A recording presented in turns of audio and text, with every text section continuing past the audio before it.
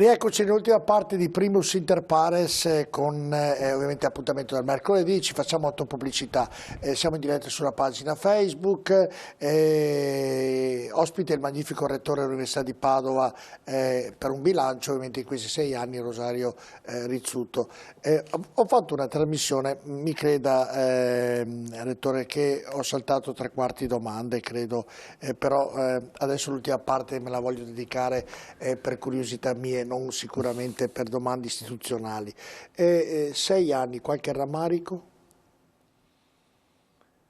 Ma guardi, se uno ha operato con passione, con... Non mi stia a essere diplomatico in questa parte. No, non sono diplomatico. Io credo che avrò tempo, come tutti i giorni, di dire però questo poteva essere fatto meglio, questo poteva essere fatto diversamente e operando potremmo riempire un libro di scelte che dice però magari la rifacessi oggi, la farei diversamente.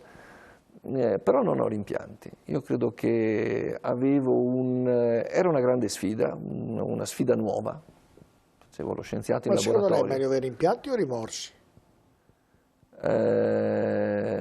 Ma né l'uno né l'altro. Io credo che bisogna vivere in ogni momento osando. Lei ha osato nella vita? Io oso sempre. La cosa che ha osato di più qual è stata? Beh, insomma, fare il rettore. Quello è stato un piacere, presumo, adesso che al di là... Adesso, quando parlavo con il sindaco, mi dice fare il sindaco è impegnativo, io credo sia impegnativo, però un giorno dire sono stato il primo cittadino nella città dove sono nato, credo non abbia prezzo. Credo che fare il rettore dell'Università di Padova... Se entra al BOE e vede le immagini dei rettori che ti hanno preceduto, entra in aula magna e vede chi...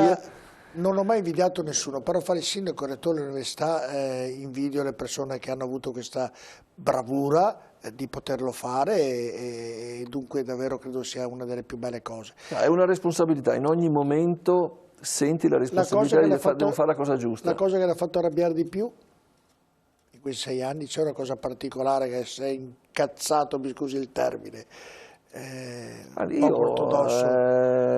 ho un difetto che me ne dimentico subito. Sì, ma ce n'è qualcosa, si arrabbia lei? Sì.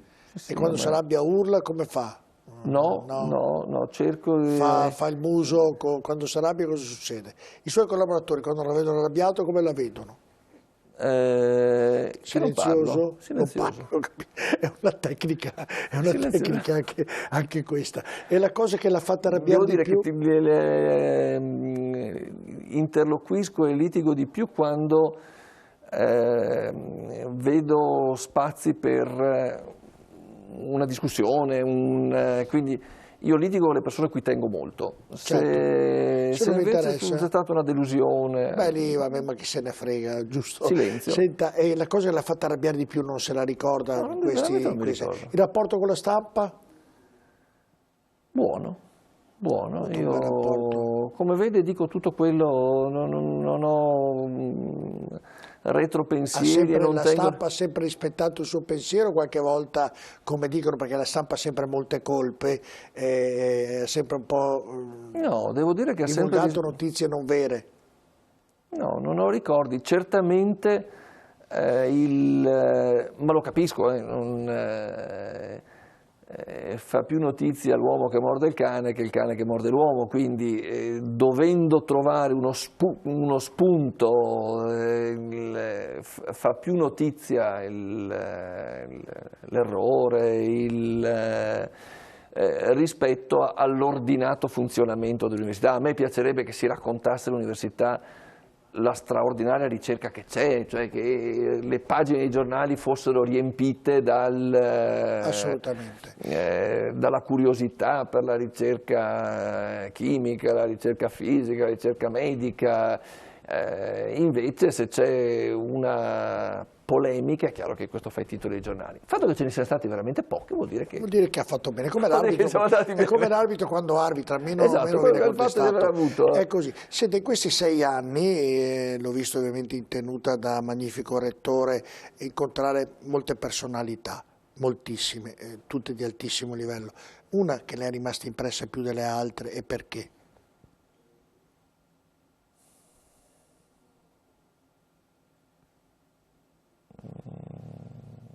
Se penso sono state davvero tante, Sono state veramente tante e devo dire che ognuna l'ho trovata positiva, stimolante. non avevo dubbi, però una. Non senza tralasciare le altre che sono state tutte importanti, quella che, sa, uno dice ho incontrato il Papa è quello che, ecco, in questo caso tutte quelle che lei ha incontrato, il Presidente della Repubblica, tantissime personalità, quella che le è rimasta impresso per la personalità, perché non l'aveva mai incontrato, perché le ha lasciato Sicuramente qualcosa. il Presidente della Repubblica, persona di grande visione, statura, sa tantissimo, ci conosceva la nostra università, conosceva la... Molti, guardi, Draghi mi sembra che l'abbia conosciuta la nostra università, insomma. Draghi Tutti... non è ancora venuto, non è ancora tornato perché lei sa che è il nostro Certo. laureato ad honorem e È napoletano, nel che... senso, moltissimi hanno frequentato l'Università di Padova che poi sono andati lì nei grandi palazzi e quindi è ancora più prestigiosa questa università. Ma mi è molto piaciuta Frances Arnold, il premio Nobel Certo. che adesso, come sai, è consigliere scientifico di Biden, donna brillante, determinata e con una visione della scienza che contamina la società molto forte. Tutti questi 6 anni ha fatto tutto bene o qualcosa ha sbagliato secondo lei? E se qualcosa ha sbagliato, cosa? Guardi, ripeto, io credo che non aver sbagliato una cosa, aver sbagliato tante cose. No, ma in senso ovviamente perché non ha fatto, perché non c'era la possibilità, per via del Covid, per moltissime giustificazioni validissime, e non per fare una critica, ci mancherebbe, anche perché il suo operato è stato riconosciuto come un grandissimo operato, quindi sicuramente non ha nulla da rimproverarsi. Però se c'è qualcosa così che ha detto, beh, lì ho sbagliato. Io vedo che bisogna lasciare depositare, dopo con calma. Quando... È diventato saggio, è proprio saggio, la scienza poi non ha mai... Anche perché poi i risultati li cominci a guardare, si sono depositati, si sono consolidati e ti accorgi che... Ha tolto molto tempo alla famiglia. Sì, temo di sì. E loro si sono arrabbiati. Non è che l'hanno presa a botte, dai, No. cioè, nel senso, capito già. No, noi abbiamo mantenuto in questi 6 anni un patto non scritto. E il patto non scritto era che io avrei dedicato tantissimo tempo e tantissime energie a questa sfida e quindi probabilmente sarei stato meno in casa di quello che normalmente un papà dovrebbe stare. Ma un tempo sarebbe stato tempo unicamente riservato alla famiglia. E questa divisione tra il tempo pubblico e il tempo privato l'ho difesa e l'ho mantenuta con grande determinazione. Io i fine settimana sono di mia moglie e dei miei figli. Usa ancora la bicicletta spesso? Sì. Correttamente o poi disciplinato, va sotto i portici in bicicletta? No, sotto i portici no, perché mi dà fastidio. Che usa non vada mai contromano, non pensa non a posso usare. negarlo. Ecco, questo per dirle, per aggiungere la domanda ovviamente che i ragazzi che vanno all'università usano tantissimi la bicicletta, ci sono pochi spazi, mi sono dimenticato di dirlo nel passaggio, ho preso questo spunto anche per ricordare questo, che si lamentano molti studenti che non hanno il posto dove appoggiare le biciclette, ecco perché lo appoggiano ovviamente sulle cose prestigiose della città e quindi bisognerebbe che la città aiutasse sotto questo profilo. Senta, lei è che tifoso di calcio, il Padova non è andato bene quest'anno? No, il Padova è stato anche tanto sfortunato. No, io non credo molto in questo, credo che qualche errorino è stato commesso, purtroppo. No, Poi alla fine non si perde mai solo per un sfortuna. rigore sbagliato succede. L'ultimo è stato magari un po' di sfortuna, però antecedente meno. E l'Italia come sta facendo i mondiali? Lo osserva? Certo, la guardo con mio figlio, la squadra mi piace. Sta promettendo bene, suo figlio giocava a calcio, mi sembra. Mio figlio gioca a calcio. Sta promettendo bene, lo va a seguire, lo segue. Non mi sono perso una partita, anzi ne ho persa una, se la ricordo ancora, perché ero via, ero all'estero. Quando lei va contesta l'arbitro oppure mai. Il rigoroso silenzio? In rigoroso silenzio, l'arbitro è come un giocatore, sbaglia. Il rapporto con i suoi figli? Molto buono. Sono un grande sostegno, Il faro. 6 anni di rettorato sono una soddisfazione, i figli sono una grande soddisfazione. Ah beh, su questo non ci sono dubbi. Claro, con l'Italia vinceremo gli europei, mettiamola così. Non diciamolo, io credo che se riusciamo a tenere i fari spenti e giocare partita dopo partita, la squadra mi piace. Senta, le racconto cosa ho fatto, una sorpresa fatta a mio figlio. Mi racconta tutto quello che vuole. Cosa ha fatto? Ho comprato i biglietti per la partita della nazionale e siccome è finito la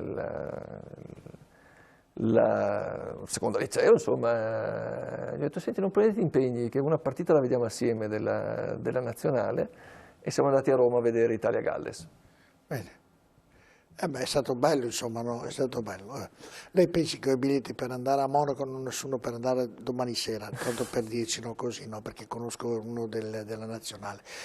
Senta, mi ha fatto perdere la domanda successiva, adesso non ricordo più, ne avevo una carina che mi è sfuggita dalla testa. Senta, in conclusione di questa trasmissione vogliamo ricordare la sua, come si dice, rettrice, vero? Perché dicono dovrebbe essere, ovviamente una che seguirà il suo operato, ne parlano molto bene e quindi l'università è in mani sicure? La stiamo già vedendo, guardi, il professor Mappelli è una persona di straordinarie qualità professionali, scientifiche e umane. Quindi sarà una grande rettrice. Sarà lei. Ogni rettore è se stesso, quindi ogni rettore prende il testimone. Le piacerebbe che proseguisse? Ovviamente mi piacerebbe che quello che ha raccontato, insomma, le opere che abbiamo messo in campo non si fermino, ma anzi siano realizzate in pieno, ma non ho dubbi che Daniela lo farà, dopodiché metterà il suo impegno, la sua intelligenza, la sua capacità, vedrete, sarà una grande rettrice. Senta, l'ultimissima domanda, e Rosario Rizzuto cosa farà da grande? Oddio, sono grandicello, Nel senso, ovviamente, capito? No, scherzo. Ma guardi, io sono professore di questa università e dal 1° ottobre torno a essere un professore che era orgoglioso e torno a essere orgoglioso della mia università, quindi io torno alla ricerca e all'insegnamento. Ovviamente con con qualcosa in più. Con qualcosa in più, con la curiosità, per cui io sono sempre curioso del domani, ma ho un compito, un mestiere che mi piace molto.